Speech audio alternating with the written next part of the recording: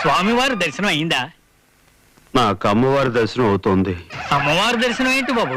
ఏమిటో నాకు అలాగే అనిపిస్తోంది పంతులు గారు.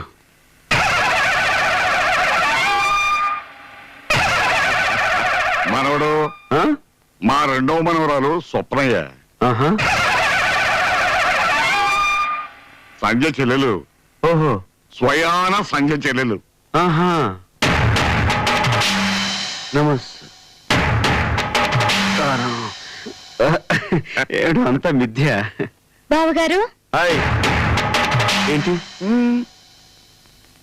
బావగారు?